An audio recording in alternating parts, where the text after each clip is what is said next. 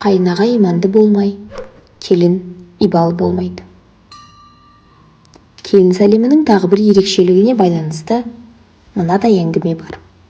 Ертеректе бір байдың ерке де есер жалғыз баласы біреудің жанынан артық көріп бағалайтын жүйрік атын рұқсатсыз мініп кеткен екен. Оның әлімжеттік жасап, өз байлығын місе тұтпай, өзгенің тәуірін иемденгеніне ыза болған ат иесі әлгі әумесердің отауына қарай ашулана беттейді. Қанша ұрда жық болса да, ат иесін именіп, айбатынан қорыққан бай баласы қатты сасқаны соншалық, тысқа шығып, істеген қылығы үшін жауап берудің орнына көзі алақ-жұлақ етіп, үнсіз бүрісіпті. Күйеуінің сасқалақтағанын көрген байдың келіні сол кезде сыртқа шығады да ызаға булығып, алдындағысын жайпап кетердей болып келе жатқан ат иесінің алдынан шығып, тізесін бүге иіліп, сәлем салады.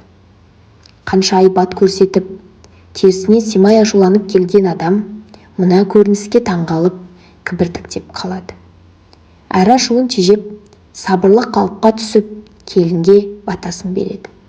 Өзін сыйлап, иіліп сәлем салған келіннің зеттілігі оны осындай күйге түсіріпті. Байда ұлының айыбын жуып, тұлпарын ғана қайтарып қоймай, ат иесіне шапан жауып, ат мінгізген екен. Бұдан нені байқаймыз?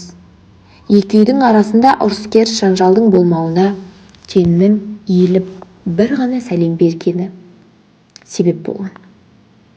Бұл күнде керісінше сәлем салған келінге не айтарларын білмей аптырайтындар да кездеседі. Сасқандарынан келіннің қолына жармасатын адамдарды да көріп жүрміз. Тізесін бүге иіліп, сәлем салып тұрған келіннің ибалылығына, кішіпейілдігіне, ізеттілігіне қарай, бақытты бол, қосағыңмен қоса қар, көп жаса деп бата берген жарасымды емес пе?